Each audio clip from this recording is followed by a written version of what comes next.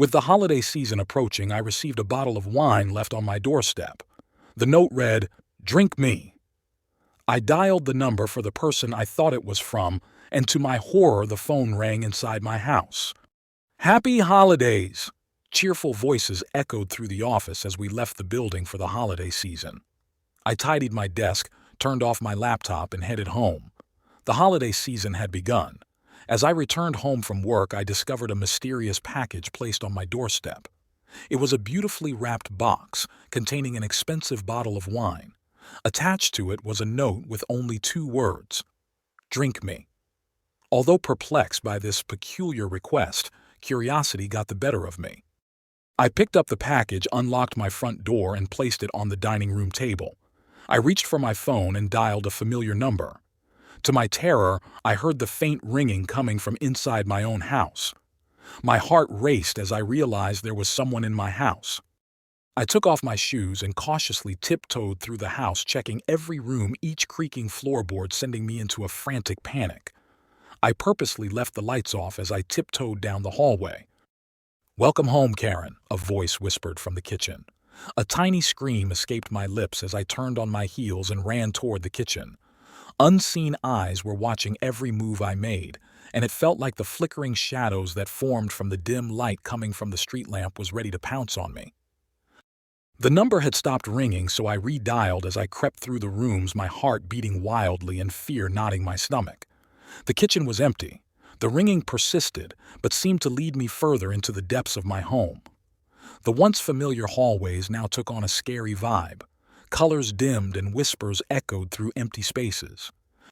As I walked towards the source of the sound, unease was building within me. Questions whirled like a storm raging against reason. Finally reaching the room where the ringing intensified, dread consumed me like darkness swallowing light. With my free hand trembling, I slowly pushed open the door. The bedroom curtain was fluttering in the wind, the window wide open. "I closed that window before I left," I whispered. On the bedside table lay a cell phone brightly lit. Slowly, I walked around the bed, lifted the phone, and saw my own number on the screen. As I turned to leave, I saw neatly laid out on my bed a satin nightgown with some very suggestive lingerie. I stood frozen, staring at my bed, fear gripping my heart like a vice. I let out a scream and turned to run from the room. Something gripped my ankle, and I fell to the floor with a thud, hitting my head on the tiles. When I came to, I was lying out on my bed wearing the satin nightgown, my hair brushed to one side. I flung my feet off the bed and jumped up. Everything was quiet, the bedroom window was closed and curtains drawn. "Hello!" I shouted, but silence greeted me. In a state of panic, I ran from room to room. A dim light was burning in the lounge, soft music playing in the background. I know I didn't do that. Suddenly, the phone in my room started ringing. I sprinted down the passage and, summoning all my courage, I hesitantly pressed the button and pulled the phone to my ear. An evil chuckle echoed through the line, making my stomach turn. A voice, cold and distorted, whispered hauntingly, "You're not alone." "What do you want?" I screamed, but the only answer I got was a click, then deafening silence. I ripped the nightgown from my body and put on my own clothes. Picking up the lingerie and gown, I ran to the kitchen where I dumped it in the bin together with the bottle of wine. I could feel a headache coming. I'd hit my head fairly hard on the tiles when he pulled my ankle. Walking to my bathroom, I opened the medicine cabinet and took some aspirin. I knocked it down with some water, and as I lifted my head, I saw a shadow move across the mirror. Panic-stricken, I dropped the bottle in the basin, aspirin splattering all over. I stumbled backward, desperately searching for an escape route from this nightmarish reality within my own home. But the door slammed shut with a forceful gust of wind, sealing me inside with an unknown terror brewing within me. Trapped in a labyrinth of fear and uncertainty, I grabbed the doorknob and twisted. I'm locked in my own bathroom. Panic overtakes me, and I empty the contents of my stomach into the toilet. Wiping my mouth with the back of my hand, I once more reach for the doorknob. Twisting, the door opens with a creak. I stick my head out the door, looking left and right. Everything is dark and silent. Slowly, my foot inches into the passage. Each step becomes a gamble between survival and surrender to the abyss of darkness that has enveloped my seemingly ordinary life. I sprint to my bedroom and lock the door behind me. Silence. Too scared to breathe, I tiptoe to my wardrobe. I softly open the door and reach the top shelf for my gun. With the force of a hurricane, I am knocked to the ground, gun slipping under the bed. The man bends down and lifts my feet. He drags me down the passage and out the back door, my head bumping on the ground as he walks. He whistles while heading towards the woods behind my house. I grabbed onto branches or twigs as they passed, but they snapped from my hand as he kept walking. Suddenly he stopped and looked down at me, a mask covering his face. My body was shaking with fear. No words would come out my mouth. The man bent down and tied a cloth over my mouth and tied my hands to the front of me. I turned my head sideways so I don't have to look at him, and then I saw it. A freshly dug grave, the spade standing tall in a heap of sand. "No, please no," I tried to say through the tears now streaming down my face. The only sound coming from my mouth was muffled noises as the cloth tore into my lips and mouth. I bit down on it, bile forming inside my stuffed mouth. There was no way I could spit it out. It swirled in my mouth until I was forced to swallow.